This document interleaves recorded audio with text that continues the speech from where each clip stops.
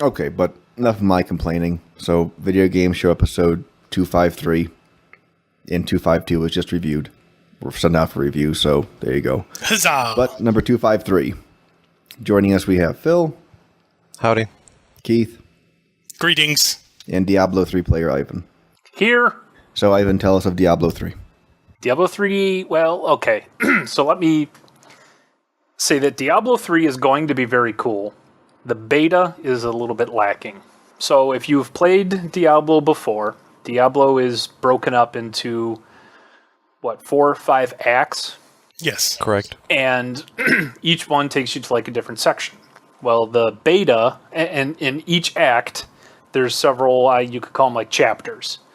And at the end of like each chapter is typically a boss guy. Or girl. We don't discriminate. True. So, say Act 1 will probably have anywhere from 3 to 5 end bosses. So, the beta, I was actually incorrect. I had stated in an email, I thought the beta was all of Act 1. It is only up to the first boss in Act 1. So, it's... like a half hour of play, I would imagine?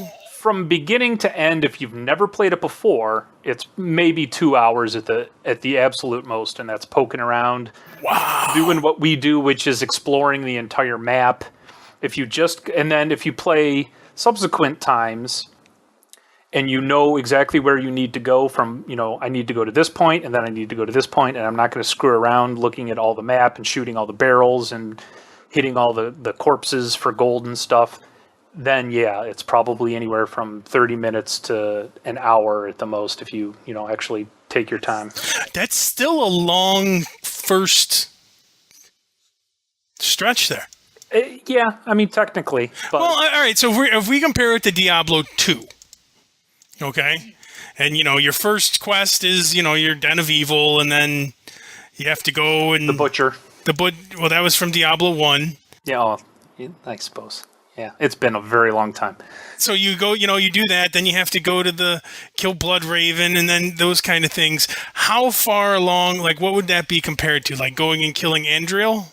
Yes. Okay. So, like, really then the whole first act. Well, no. Okay, then no. And again, it's been a long time. So the beta ends with killing the first big boss.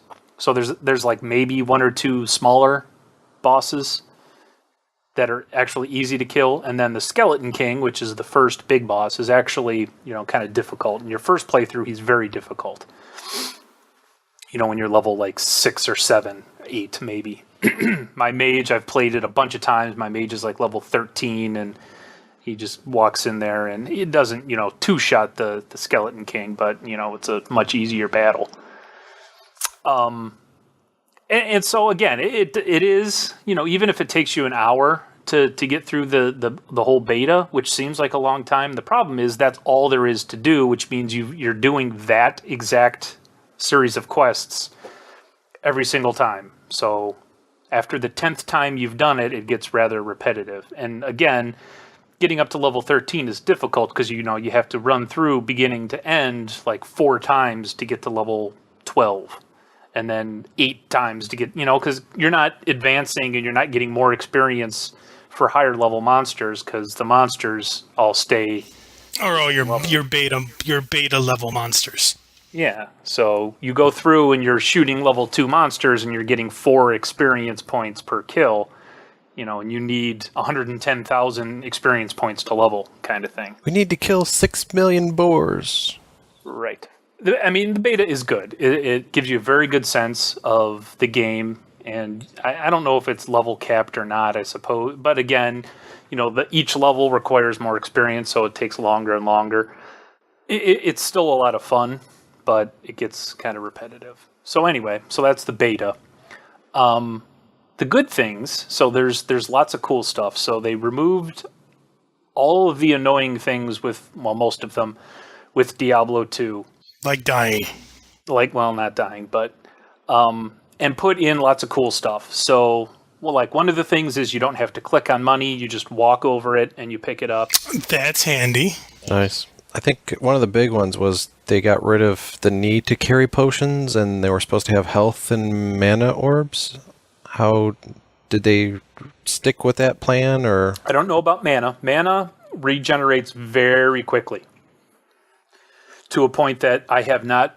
They still have health potions, like the kind that you click on and have a cooldown. Okay, so you're not as dependent on them as before. No, and I'll hit on your point there in a second. Let the man talk. Let the man talk. I'm sorry, Chris. I'm sorry. Go ahead and talk. Finish. Let him finish, Phil. Mana potions. Okay, Keith, will you let him finish? There's mana potions that you can pick up or buy, and there's also essentially orbs, like think God of War, where you kill a monster and it drops an orb, and you walk over it. You don't even have to click on it. You walk over it, and it gives you health back. So you kill a bunch of monsters, and it drops, 4 or 5, 6 health orbs. You just run over all of them, and then you're back up to full health. Potions are good for when you're fighting a boss, or when there's not health orbs on the ground and you're close to dying. You can pop a health potion. So there are still potions. I'm assuming there will be mana potions. There's just not any in the beta yet, and there's no mana orbs. And again, I don't know if there will be in the full game or not. Who knows?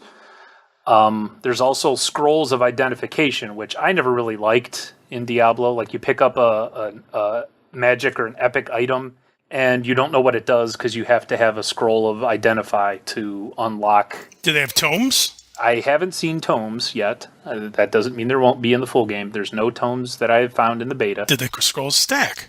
The scrolls do stack in stacks of like 20, maybe. Okay, I think that's all the tome held anyway. So yeah, but the thing is, at least in the beta, there hasn't been any drops that need to be identified. So I've just been selling all the scrolls of identify that I have picked up. I don't mind the identify scroll thing. I don't. Because then you find it and it's just kind of like, ooh, cool, I wonder what this is going to do. But yes, you do have the extra step then of having to go identify it. Yeah. To continue on the list of annoying things in Diablo 2 that they removed, the running bar is no longer existing. If you guys remember playing Diablo 2. Yeah, and stamina. Yeah, a health orb, a mana orb, and a run bar. And you could run as long as your stamina bar was full. Once it was empty, you then started walking.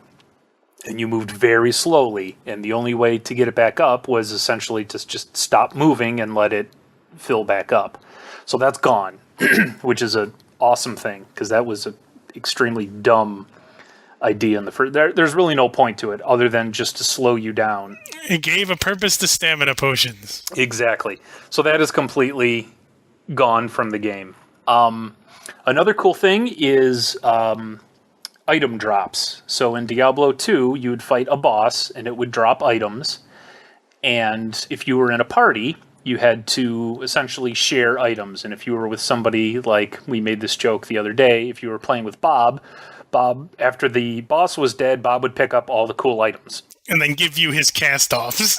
Yeah, and either replace all of his stuff, or you'd have to say, hey, Bob, that wand of epic monster slaying, can I see what it does?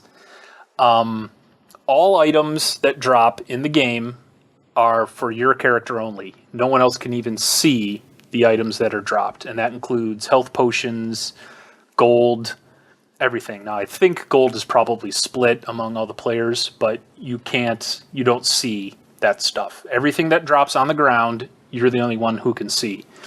That's cool. It is very cool. And the way that they made it so that you can, if you're a mage and you pick up a two-handed sword that you can't use, you pick it up, and if you can't use it or don't want it, or if you want to give it to one of the people in your party, you can just drop it on the ground, and then that person can pick it up. So you can still share items, for free. You don't have to do a trade or anything dumb like that. You just drop it on the ground and they can pick it up. But stuff drops and it's only for you. So when you kill a boss and he drops 3 legendary items, those 3 legendary items are yours, and you can do it. And you don't even have to tell people what dropped. You can say, oh crap, he dropped all white stuff and I didn't get anything good. So that's another really cool thing. One of the other cool things, and I don't remember if you could do this in Diablo 2 or not. So there's 3, what are they called? Relics or something? Let me see. I don't know what they're called. You've got 3 slots. When you hit your inventory, you've got your standard gloves, shoes, chest, belt, armor, and then you've got these 3 slots that you unlock. And again, I'm assuming in the full game they'll unlock about the same rate they do in the beta. But you've got a Cauldron of Jordan, it's called, which is a portable merchant. So no matter where you are in the game, if you're in the middle of a dungeon and you filled up your inventory, you can sell all of the stuff right then and there. That's awesome. You don't have to go back to town. You don't have to portal back and sell everything and then come back. It's a mini merchant. Bob made one of those for Neverwinter Nights. He made an item where everyone had a little genie bottle. And you would summon the genie who you could sell stuff to. But that's awesome, because that's annoying as hell. Yeah. Now, as Phil found out while we were playing Titan Quest today, in Titan Quest, the further you get along in the story, the more money you get selling stuff to merchants later in the game. So if you go back to the very first town and sell stuff, you may get 3,000 gold for something. If you sell it, in the 15th town that you've visited, you may get 10 or 15,000 gold. I don't know if there is a difference in selling stuff to the Cauldron. I didn't really pay much attention, like looking to see how much I would get for it, selling it to the Cauldron, then going back to town and seeing how much you would sell. I don't know if there's like a penalty for selling it to the Cauldron because it's more convenient. I don't know. The other thing, and this is what I was talking about, I don't remember if there's anything like this in Diablo 2 or not. There's another thing called the Nephilim Cube, which instead of selling the items that you have in your inventory, destroys them and turns them into either common scrap or magic essence, or I'm assuming the higher level items into other better things. And what you can do with those is take them to the blacksmith, and the blacksmith will make you magic level items. So if you don't have a shoulder piece, or you have a white common shoulder piece, you can go to the blacksmith, and with like 5 common scraps and 3 magic essences, he will make you a pair of magic shoulder items that have a set item ability and then 1 random one, and the random one is generated once the item is created. So that's kind of cool. If you just haven't been able to get a good drop for, say, shoulder items. Diablo 2 kind of had something like that, I thought. I kind of thought it had something similar, but I couldn't remember. The other thing with the blacksmith, though, is you can level him up. You can pick up books that will teach a specific item. So, say, like a Club of the Raven, a book will drop called the Book of the Club of the Raven. You take to the blacksmith and right click on it, and the blacksmith now has learned how to create the Club of the Raven. Is the blacksmith black? He is not. He's what you would expect a blacksmith to look like. He's got very large arm muscles and a big fat stomach and a beard. And you can also pick up pages of training, and you pick up 5 pages of training and right click on them, and it creates a book of training, and take that to the blacksmith, and he's got essentially like an experience bar, and it takes like 4 or 5 books to get from level 1 to level 2, and then he can make like level 2 magic items, his level 2 magic items, which are, better. Like, it goes from like apprentice items. Let me see here. I have the game up so I can look. Yeah, so there's like apprentice leather gloves, apprentice leather hood, and then as you level him up, you can make journeyman leather gloves, journeyman heavy boots. So each level he can make better and better stuff. Now he can make armor and weapons. From what I understand from reading some of the stuff online, there's also going to be like a gem maker kind of guy and a jewelry maker who makes like rings and necklaces. Those 2 guys are not implemented in the beta yet, but I'm assuming they'll work the same way. And the other thing is when you level up your blacksmith, and he travels around with you. So every town that you go to, there's your handy portable blacksmith guy. You got an entourage. You do. He starts off with like an anvil and a forge. And then as you level him up, and a cart. And as you level him up, his cart turns into a tent. And so, it's also pretty. So not only are you leveling him up, his store looks cooler. So it sounds like they didn't carry over the old NPCs. Some of them are still there. Deckard Cain is still one of the first guys that you deal with, but he's like the only... They get the same voice? Or from what you remember, does he sound the same? Well, here. The bond between you and That's me. Hold on. Strong. I do not know what my life would have been. Yep, sounds like him. That's pretty close. Yeah. So, yeah, Deckard Cain at least sounds the same. I haven't found Wart yet, so I haven't found any of his legs. I don't even remember any of the other guys, and I remember Deckard Cain. He was the only dude I actually remembered, so I don't... Hedrig is the blacksmith's name. Oh, Griswold was the original one, and then he was a zombie in the second. Why do I remember all this with such vividity? And Charcy was in the original, in the first town, right? That sounds right. I have not seen her. Some of the other vendors, let's see, we've got Teshin the Miner. We've got... Ooh, How old is he? he sounds like John Wayne. I worked my John hands Wayne. to the bone to bring you these fine goods. He sounds old for someone under 18. Yeah, there's one that sounds exactly like him. Let me see if I can get him to say it. I worked my hands to the bone. Nope, that's to bring not it. you these fine. I worked my hands to the Nope. bone. Come on. Got a right good bunch of things for you this fine day. There Sure it is. does. And then there's, what's his name? The dude from Frasier. Frasier's brother. Niles. So here's Niles. Sounds exactly like him. You've got to promise me you'll take good care of whatever I sell you. Sounds like C-3PO. Take good care of whatever I sell you. His name is Argus the Collector. And then there's one other guy here.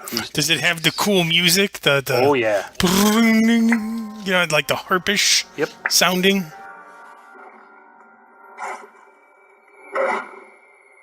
Kind of can't hear it. It's... Yep. Yeah, there's There's the harp thing. Yeah, the harpsichord or whatever the hell it is. Yeah, the music is very similar. So some of the other cool still, that's most of the stuff that I could think of from Diablo 2 that was annoying, that is no longer annoying in Diablo 1. If you guys can think of anything else, let me know. Spell trees are gone, so there's no, mage tree and go down the lightning or fire or ice tree kind of thing. Each character has different sections-ish, so kind of they would be branches on a tree that unlock per level. So you get one at like level 1 and then level 8, 12, 14, 21, 24. So right now I'm logged in as the Witch Doctor, who has physical realm abilities, spirit realm abilities, and things called support abilities. And they're basically different things. You've got 6 different active slots that you can pick. So essentially you can have 6 spells from any one of those 3 groups at any time. And how do you change them? Because remember, that's what we were kind of discussing. So, there's 6 spells, active spells you can have, and there's 3 passive skill slots. The first one unlocks, so they unlock at 10 levels, 10, 20, and 30. And the passive spells are like, increased mana regeneration or increased damage or increased attack speed, those kind of things. And they're different for each character. At least in the beta, and I don't know if this will change or not, I don't think that it will, you can any of the spells that you have unlocked. Right now I have 6 available spells and 2 slots. So I can have 2 of any of these 6 spells. You can change them whenever you want. In the middle of a boss fight, in the middle of a dungeon, in town, wherever you want. You just bring up your skills, you click on the first thing, and you pick which one you want. And that's it. So that's very cool. So there's no spell trees. Not only are spell trees gone, you don't have to worry about respecking your guy because you picked something and you didn't like it.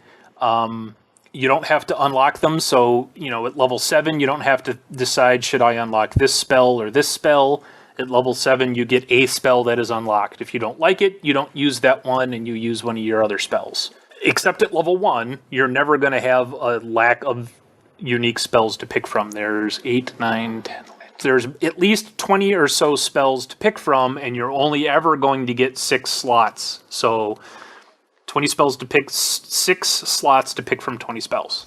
So if everyone if you're, and you and I are both Witch Doctor, what exactly is the venue that they use to differentiate your Witch Doctor from my Witch Doctor? It is all in the spells. It's just a matter of what kind of spells you want. So the mage has arcane spells, cold spells, and fire spells, and actually physical damage spells. So if you were 2 mages, you could differentiate yourself by one guy picking all lightning spells, say, and the other guy picking all arcane spells. And stuff that drops, even with mages, will do certain things like wands. A mage can either have a wand and a globe, or he can have a staff. So the staff is obviously 2-handed. A wand may drop and may give you like 10% plus 10% arcane damage. So all of your arcane spells will be increased by 10%. And another one may have 12% to lightning damage. And you're Captain Arcane Mage, and you're picking all arcane spells because you like the way the arcane spells work. A wand drops and it's lightning, and you, Keith, are playing a lightning mage. I would say, hey, I just picked up a lightning wand. Do you want the lightning wand? So that's kind of how you can differentiate.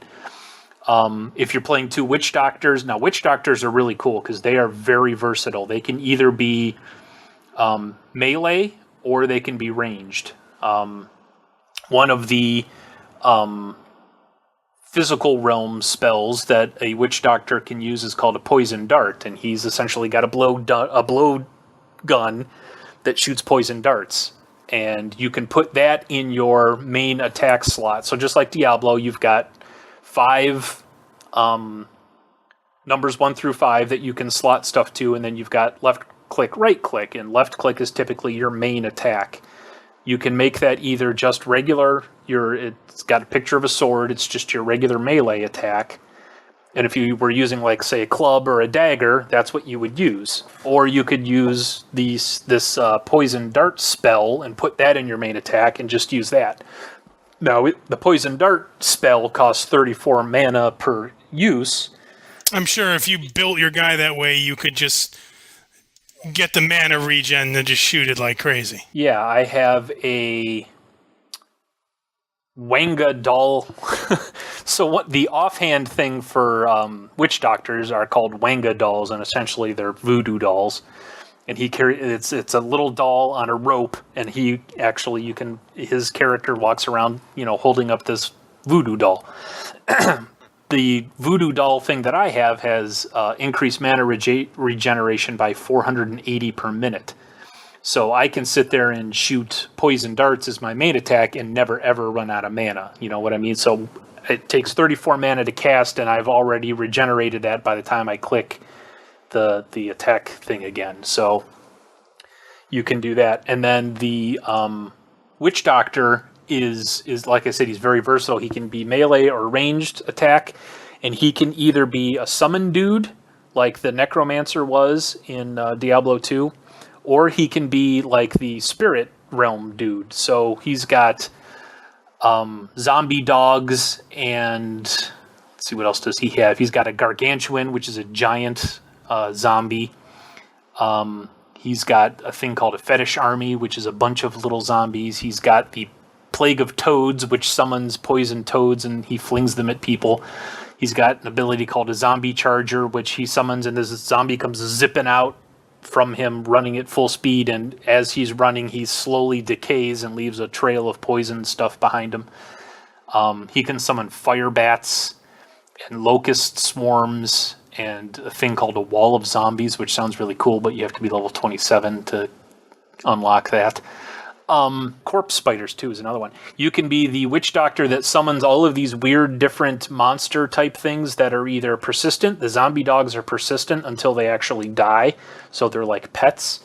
And by the way, Keith, it's awesome because not only does the Witch Doctor, when he's standing still, shake like he has Parkinson's, all 3 of his zombie dogs do too. So it's like you're in the middle of an epileptic fit with you and your 3 zombie dogs. That's my first guy right there, Michael J. Fox, the Witch Doctor. And zombie dogs are unlocked at level 1. So the very first thing you do is you can slot zombie dogs to your first spell thing and you can go. But then, so he can do all these things where he summons all these things, or he can do like Haunt, which haunts a spirit until it dies, and then the spirit leaves the thing that died and moves to another nearby target. He's got spells like Horrify, Spirit Walk, Soul Harvest, Spirit Barrage, Mass Confusion. So you can either be the Witch Doctor that summons little minions, or you can be the dude that casts like dream type, mind control-ish type spells. So you can differentiate yourself that way. Now, are there runes or something? Because I remember Chris saying something about runes. There are. So again, the beta does not have any of these implemented. I haven't seen any, at least.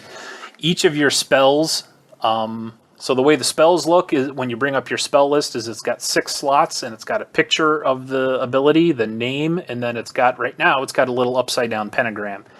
And that is your rune stone slot. Now you can actually go to Blizzard's Diablo 3 website and actually look at all of the potential rune stones. Essentially, there's like an alabaster rune stone, amber. So there's like 10 different colors of rune stones. The colors are all the same, but each stone does something different for each spell. So like, say ruby is like fire-ish. Anytime you put a ruby rune stone in one of your rune slots for a spell, it'll add some sort of fire type damage. So say you've got zombie dogs and you put a ruby rune stone in the slot, it turns your zombie dogs into fiery zombie dogs, and everywhere they walk they leave trails of fire behind. Not made that up, but that's the kind of stuff it does. It's color dependent and spell dependent, so it's not like one rune stone will do the same thing no matter what spell you put it in. There's different colors, and each color will affect your spell in a different way. Some of the things I read about, so I was looking at the mage. He's got essentially like a laser beam that shoots out, and it's mana dependent, so you just click on it and hold the button down, and it shoots this laser beam out that you can then move around wherever you want, and it lasts as long as you have mana. One of the rune stones that you can put in that slot makes the beam wider. You can be Cyclops. Another one splits it into like a cone, so it does a lot more damage, but it's cone-based, so it doesn't go as far, but it goes a lot wider instead of being a very thin beam. One of the other ones kind of makes it gives it like a prismatic effect where as you point it at one enemy, it bounces off that enemy to somebody else, and then each enemy that it hits, this beam will bounce around to all these other enemies until any of the enemies are dead, and then it will bounce somewhere else, kind of thing. So the rune stones essentially affect your all of your spells, and all of your spells will have so there's, like I said, there's 20 some spells, and there's 10 or so rune stones. That's like 200 different variations. So there's another way you can differentiate yourself. Even if me and you both want to be arcane mages, I may slot my rune stones differently so that all of my abilities are completely different from yours. And that's just what I wanted to check, because anytime where you're not actually building it, I find a lot of times you end up getting cookie cutter builds where... Right.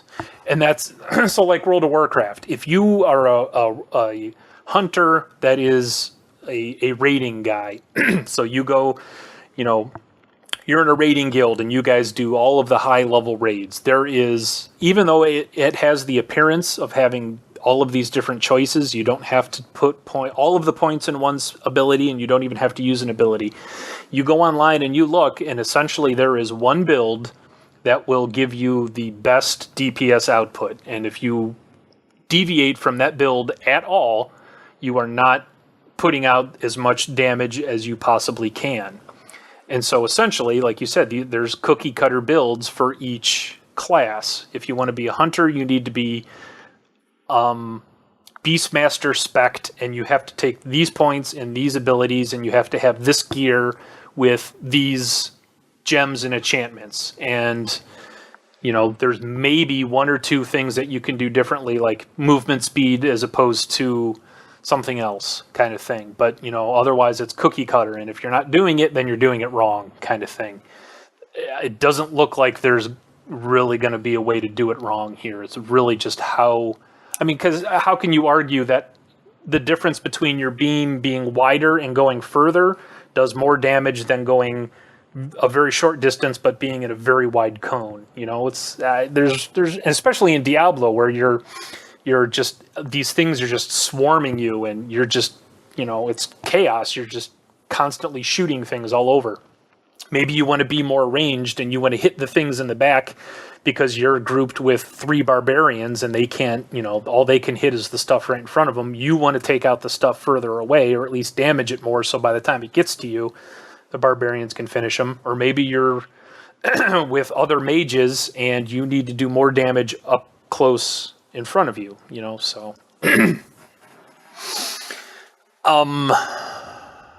What else? There's also, so there's, like I said, there's 3 kind of relic things. I don't know what they're called. One is the portable merchant. The other is the portable destroy items and turn it into building materials. And the third is a permanent portal back to town. So there's no more scrolls of town portal. It's like Titan Quest. It's kind of like Titan Quest. So the way Titan Quest did it was great, but there's ways to abuse it. Like you're playing by yourself and you're in a boss battle. Right before you die, you drop a portal, and then you die, you come back to town, and you can portal back. They fixed that by when you die, your portal disappears, so you can't abuse that ability.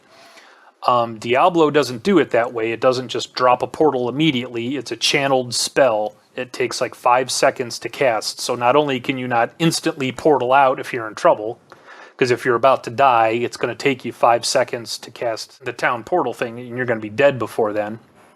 And it also doesn't leave a portal behind. So somebody else can't use your... It doesn't leave a portal, so somebody else can't use your portal. You essentially teleport back to town, and then you take a portal back to where you were. So you're not going to be able to just give everyone your waypoints, like in all the previous. You can, but not with the teleport ability thing. Do they have actual, like, scrolls of portal kind of a deal? No, so what they have instead is they have, like, these flag markers. So one of the things that you can do when you can't customize the look of your guy. You can customize him by either being male or female. That's about all you... So, you know, it's not like World of Warcraft where you can pick different hair colors and different tusks if you're a troll. You're either male or female, but one of the things you can customize is essentially your tabard. Your tabard is a little flag that you can drop, and if you are in town, you can drop your flag by like the and there's just like Titan Quest, there's these, they're called waypoints, and they're essentially waypoint pads that you unlock as you go to different places, and you can use these waypoints to travel around, just like Titan Quest. You can drop your flag by a waypoint, and then somebody who just joins the game can click on your flag, and they instantly teleport to wherever you are, not to a portal or something that you've dropped. It just ports you right to where the dude is. So if you're running down this hallway slaughtering zombies, and Phil logs on and says, "I'll be there in a minute," you don't have to worry about you dropping the portal 6 rooms behind, and now you're way ahead. Now you have to drop another portal. Phil will log in, he'll click on your flag, and he teleports right to you. Like you said, you can go to a waypoint, have somebody log in, and they can teleport to you and then pick up the waypoint. Well, I'm a fan of the waypoint giving, so no complaints there. No, that sounds cool. That actually answered some of the questions we had from last week. Yep. There is no stat building, however. So in Diablo 2 and Titan Quest, you had your basic stats: health, mana, dexterity, strength, and intelligence. And you could put points to increase those things.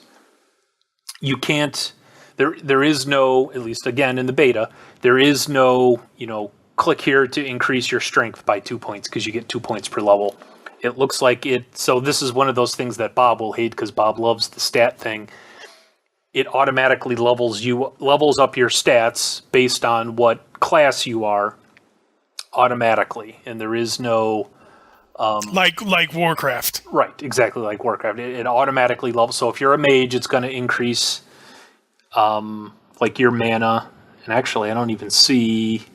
You've got your main stats are attack, precision, defense, and vitality. Attack, so let me go through these real quick. Attack increases damage of all attacks. Precision increases critical hit chance and your critical hit bonus. So the chance of you critting and the amount that you will crit for. Right now I'm at 5% crit chance and 50% bonus. Defense is obviously defense, reduces damage, and vitality increases your life. So each point of vitality increases, currently me, each point of vitality increases my life by 4. And I have 112 vitality, so 112 times 4. That's how much extra life I get. So those are your 4 basic skills. And then you have your standard cold, fire, lightning, poison, and arcane resistances. You've also got your armor, and you've got a DPS meter. So it's got all the things that like Titan Quest has, but you don't increase any of the abilities. They're automatically increased for you. And then, of course, gear. There's gear, and I'm looking. I think gear, and I'm pretty sure this is the way it's supposed to work. It's not just a beta thing. Gear is dependent on level and class. So if you are, say, a mage, you can't wield a two-handed sword because mages don't do that. But anything else is fair game as long as you are the correct level. So there is no, like, you don't pick up a pair of boots and see that you need... Yeah, so you won't pick up a pair of boots and it won't say you need 30 precision to wear these boots. But Correct. Can you pick up a pair of boots and it says plus 30 precision? Yes. Yeah, so right now my current boots give me plus 3 defense. And my chest piece regenerates my life by 0.2 life per second and increases my base experience rewarded per kill by 1. So, the white stuff doesn't do anything. It's just, like 5 armor, 13 armor, that kind of stuff. The blue items are magic items, and they have at least 1, maybe 2 special abilities tied to them. Then there's at least like epic level items and set items. And set items are essentially epic level items, but are part of a set, obviously. So far, I have only encountered magic items, so they're blue, kind of a bluish purple color. I haven't seen any higher quality items in the game yet, so I have no idea. Again, you can go to their website and you can look at all like the legendary items and see the kind of stuff they have. But yeah, so like right now I'm using a club. The club gives me 10.2 DPS and 4 to 7 damage, and it's 1.2 attacks per second. And its special ability gives me 2 to 4 arcane damage if I use the club. So they have stats, but like I said, so items aren't restricted to your stats. They're only restricted by your level. So say you pick up a club, it may be level 10 and you're only level 9. You have to wait a level to use it, and you have to be of the right class to use it. So it is possible for a mage to find an epic level two-handed sword that he's not going to be able to do a damn thing with, other than sell it or break it down into magical parts or give it to a friend. So that's cool. One of the other things, like Titan Quest doesn't have this, I don't think, but Diablo always did. One of the strategies in Diablo was always, as soon as you get to a boss, you swap out all of your gear that you have for all of your gear that has increased chance of finding special items. Magic find items. So that still exists. Right now my belt gives me a 3% chance of finding magical items. So that's a thing, I suppose.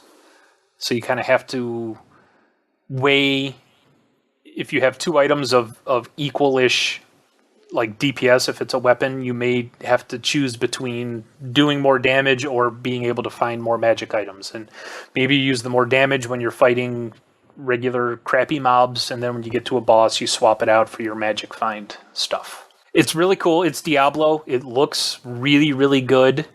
So it's if you've loaded Diablo 2 in the last couple of years, it looks like utter ass.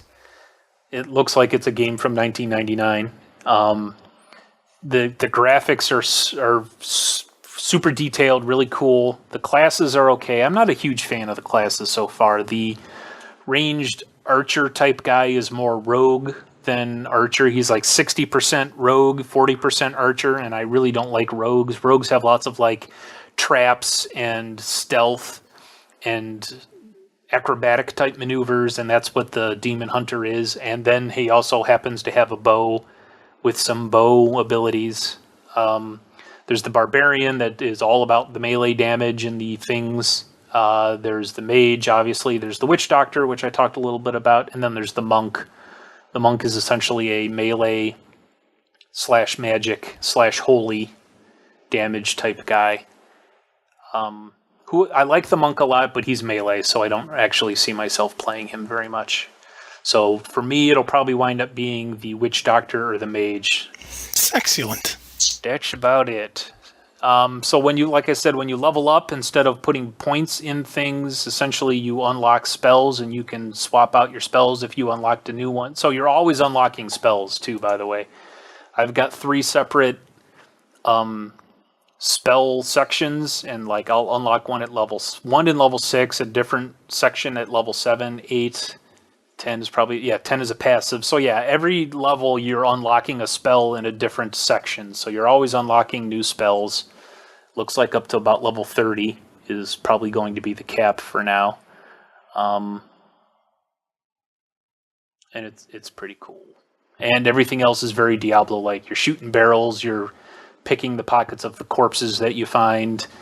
You're picking up scrolls from bookshelves. There's shrines that give you different abilities, like increased magic damage or increased experience, that kind of stuff. I haven't found any tomes in Diablo, and I think Diablo 2 used to pick up like tomes, and they would give you like 1+1 ability. Yeah, that was in the original one. There was find a little, pick up the book, and you get +1 magic or something. Yeah. So there you go. That's Diablo 3. Looks pretty cool. I got to tell you, it looks very fun. Last point, I got to be blatantly honest and say that I think Diablo is going to have a lot of work to do to be better than Titan Quest. We've been playing a lot of Titan Quest, and it is still a lot of fun, and it still looks pretty decent. Obviously, Diablo 3 looks a hell of a lot better than Titan Quest, but Titan Quest does a lot of stuff right and very little wrong. It'll definitely be good, although I really want to see the final product to see what else they include and some of the other changes that they might make to like Diablo 2 and to stand out from Titan. Obviously, they've got to be thinking Titan Quest. Titan Quest wasn't that huge of a seller. Which is odd for as good as it was. I remember the developers saying that the reason it didn't sell as well as it did was because it was pirated so much. And by the way, that's one way Diablo gets around the pirating, is you have to be online constantly, and you have to use your Battle.net account. So just like World of Warcraft, you have to log in with a Battle.net account, and you will, if you have like an authenticator tied to your account, you will probably have to use an authenticator to log in. God, I don't even know where my authenticator is. Yeah. Luckily, I have mine on my iPhone, so I don't have to worry about finding it, but yeah, I'm assuming that it's not implemented in the beta, but I would assume... Your Apple product. Since you have to log in with your Battle.net ID and password, you'll probably have to use your authenticator once it goes live. I'll have to find... I got time. It ain't going to be going live anytime soon. Yeah. But you do have to be logged in. It's a persistent online game, even though it's not. Do they even have any single player? Oh, it is. You can play single player. No, but that's... allow me to rephrase. Do they have any offline content at all? Not that I'm aware of. If you are not online, when you try to log in, it will say cannot authenticate your user ID. Because essentially when you log in, you have to use your Battle.net ID and password, and if you're not connected, it can't authenticate that is your ID and password, and it won't let you log in.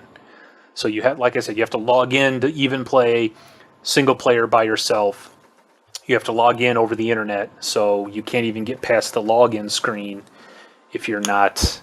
Now that I don't like. That and the auction house, which I didn't really talk about. Essentially, the auction house is an auction house. You can put stuff up for auction that you find and either sell it for in-game gold or real money. And I think right now they only have it set up so that you can only sell it for in-game gold. But like I went on and I found a bow for my Demon Hunter dude and it was 1,000 gold. So, I did the buy it now thing. Yeah, but everyone's going to be doing that to sell it for real money. Oh, yeah. There's also a shared stash, kind of like in Titan Quest. So you can put something in your shared stash and any one of your characters that you have can access the shared stash. So you can swap items between your characters too if you want. And when you buy something in the auction house, you can send it to your shared stash so that any one of your characters can pick it up. Because the auction house is outside of the game. So you log in and you can either start the game or you can browse online games or you can go to the auction house.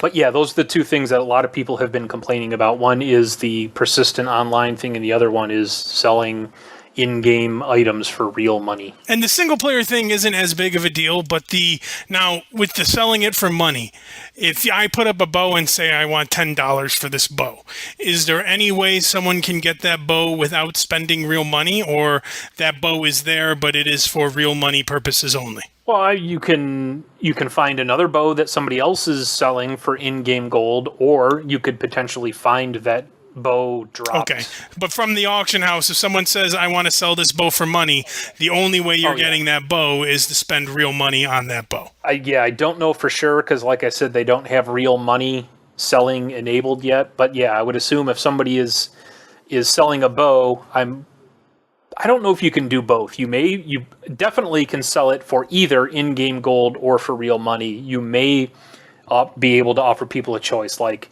500,000 in-game gold or 10 real dollars kind of thing. I'm not even that bitter about that because I can understand where Blizzard's coming from because people are going to sell crap online anyway.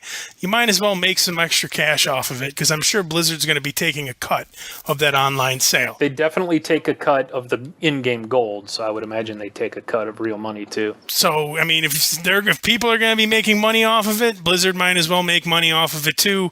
I'm not even bothered by that anymore because it's so prevalent. You're guaranteed a positive transaction. If somebody is selling a bow for 10 real dollars in the Diablo auction house and you buy it, there's not a chance that you're not going to. So right now, if you go to eBay and buy an item, you have to rely on the person selling it that they really will log into the game and walk up to you and trade you for it. You know what I mean? They can't mail it to you. So if you're doing it with Blizzard's interface, you're guaranteed that you're going to get that bow. Yeah, you're spending real money, but there's no way you're going to get screwed out of a transaction this way either. I still don't like it. It's not really an advantage. Yeah, if you had $1,000 to blow, you could buy all the best items, but you still have to level up to get to that level. No, I agree with you. I'm not a fan of it per se, but the thing is it's become such a part of the online gaming world, it ain't going away. Any game that's online, you have people selling stuff for money. You might as well just start incorporating things like this into it and realize, hey man, this is part of the game. That's the way it is.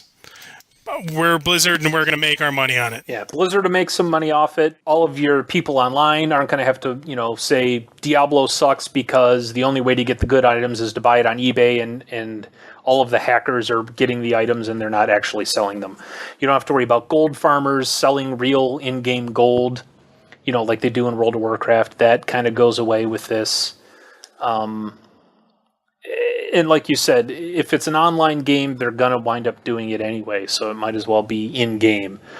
The other thing, real quick, is that, by being persistently online, you don't have to worry about people doing stuff like they did with Titan Quest and creating those trainer programs where you can hack your character any way you want. You can go from level 1 to level 50 just by hacking, or you can hack all of your stats, any way you want. If you picked a hunter nature guy and you didn't like nature, you can't use the trainer program to switch from hunter to whatever. By being persistently online, they can check, your client to make sure that it is, a valid client and that you're not using any kind of hacking software. So that's another way No, I understand. That's why I said, I'm not a fan of that because if the internet's down or some nonsense, I won't be able to play that game. But again, I also just am taking it in stride because that's the way games are going now.